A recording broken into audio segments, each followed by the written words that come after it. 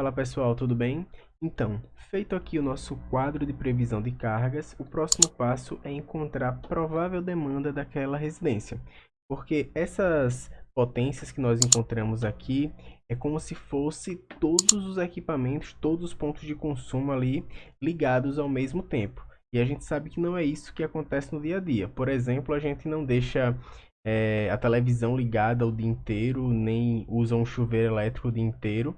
Pelo dia, a gente não deixa as luzes acesas, certo? Então, a ideia é multiplicar a potência por alguns fatores que traga ali uma média de consumo, né, daquela residência. Então, aqui nós podemos observar que a potência de iluminação e de tomada de uso geral estão em VA e a gente precisa transformar ela em watts para poder encontrar a demanda. No caso, eu estou fazendo em watts porque eu estou utilizando a norma da concessionária da minha região e ele solicita que seja em watts. Mas pode ser que na sua região ele pegue aqui a potência aparente mesmo e você tenha que fazer em VA. Outra coisa é que nas normas das concessionárias, normalmente já vem uma formulazinha para você encontrar a demanda. Você vai colocando potências de tipos de aparelho, por exemplo, aparelhos de aquecimento, fica multiplicando por um fator, aparelhos de refrigerar, fica em outro fator, iluminação. E aí faz uma conta lá através de uma fórmula da própria concessionária e encontra uma demanda. Nesse caso aqui eu vou estar utilizando algumas tabelas de literaturas. Então vai ser bem mais simples porque a gente só vai precisar multiplicar um fator para iluminação e tomada de uso geral e outro fator para tomada de uso específico. Agora o primeiro passo é transformar aqui iluminação e tomada de uso geral em watts. E para isso nós temos um fator de potência. Normalmente para iluminação vai ser 1, ou seja, a mesma potência em VA vai ser a potência em watts para iluminação e para tomada de uso geral, normalmente 80%, ou seja, 0,8. Então, multiplicando, a potência de iluminação vai ficar 800 watts e a potência da tomada de uso geral vai ficar 3.360 watts. Então aqui nós temos as duas tabelas, uma para iluminação mais tomada de uso geral e outra para tomadas de uso específico. Vamos ver como é que funciona. Aqui eu tenho a soma das potências já ali corrigidas, né, para potência ativa, no caso em watts, das tomadas de uso geral e da iluminação. 800 mais 3.360, 4.160 watts. E aí nós temos que ver aqui na tabela dentro de que intervalo está essa potência. Então a gente vê que está entre 4.001 e 5.000. Nós teremos então que multiplicar por um fator de demanda de 0,52. Fazendo a multiplicação, nós encontramos 2.163,2. Agora nós vamos fazer uma tomada de uso específico. Nós temos uma potência de 9.100, lembrando que nós temos um forno elétrico, um ar-condicionado e um chuveiro elétrico. E aí, uma coisa que a gente vai ver mais na frente, mas eu já vou adiantar, é que as tomadas de uso específico possuem circuito exclusivo. Então, para cada tomada de uso específico, é um circuito exclusivo. Então, como nós temos 3 equipamentos para tomada de uso específico, nós vamos ter aqui 3 circuitos. Olhamos aqui o número de circuitos 3, então nosso fator é 0,84. Multiplicando 0,84 por 9.100, nós temos 7.644 watts.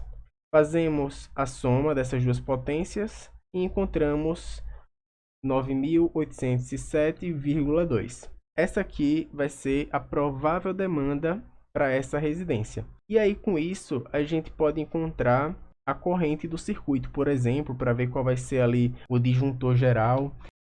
Então, para encontrar a corrente, nós precisamos retornar essa potência para potência aparente, ou seja, em VA.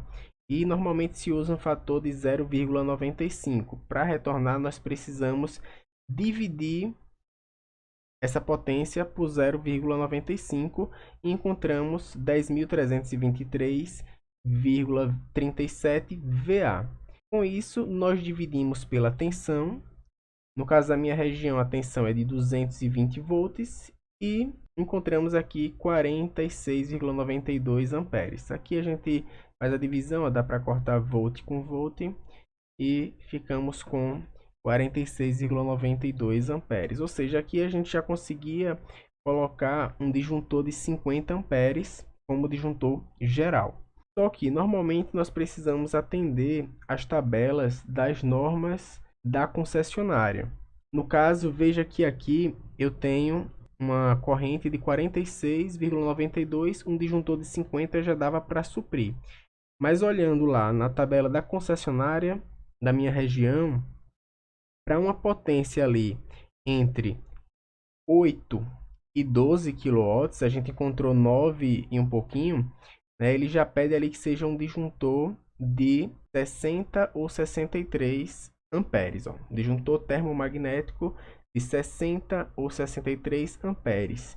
O tipo de ligação vai ser monofásico e aqui a gente consegue ver, ó, a bitola dos cabos de entrada. Como a minha região, a região litorânea, ele divide até aqui se está próximo da região marítima, né, da orla marítima, ou está um pouco mais distante para determinar quais são os tipos de cabos, né, de entrada. Aí ele vai falando aqui qual vai ser o fase, o neutro, o diâmetro dos eletrodutos, de entrada e de aterramento também, o condutor de aterramento, tudo isso ele vem informando aqui nessa tabela da própria concessionária, certo? Então, ó, veja aqui que o nome da tabela é dimensionamento do ramal de ligação e entrada das instalações em 220 e 380 volts. Então, mesmo fazendo ali as contas, né, encontrando a corrente e tal, a gente precisa obedecer as tabelas da concessionária. Eu poderia ter adotado ali um disjuntor de 50, mas a concessionária exige que seja de 60 ou 63. E com isso a gente também consegue ver na norma da concessionária alguns exemplos, né, de ligação. Eles mostram lá vários tipos de instalação e a gente vai ver qual tipo se encaixa melhor. Então aqui eu peguei um exemplo apenas e ele vem mostrando uma residência aqui onde tem um muro e o medidor vai ficar ali no muro. Ele mostra como é a instalação. Essa numeraçãozinha aqui ele vem dizendo quais são os materiais, vem especificando tudo. Eu não peguei a tabela, mas se você der uma olhadinha na norma da concessionária da sua região, você vai encontrar algo parecido. Ele vem mostrando os detalhes, como deve ser feita a instalação. É importante olhar para a região onde vai ser feita a instalação, porque como eu falei, a gente tem aqui, ó, por exemplo, o poste do lado da casa. Ele mostra outros modelos para se o poste for do outro lado da rua. Se a casa já der de frente aqui com a calçada. Ele mostra se não tiver muro, a casa for afastada, mas não tem muro. Todos esses exemplos ele vai mostrando lá na norma da concessionária. Veja que aqui tem o desenho 17, ou seja, tem vários outros modelos. Ó, medidor monofásico no muro com eletroduto de aço, mesmo lado da posteação. Certo? Então aqui é um exemplo aí de detalhe de ligação, né? Bom, aqui ele vem mostrando também um exemplo do medidor e ele já informa lá na norma quais são os materiais para fazer essa instalação. Na parte geral ali da ligação, ele também mostra uma tabelinha assim com os materiais, mas eu não peguei só desse aqui, ficou melhor para colocar aqui no slide. Bom, o próximo vídeo vai ser sobre a divisão da instalação em circuitos. Se você gostou, deixe o seu like, se inscreva no canal e até o próximo vídeo.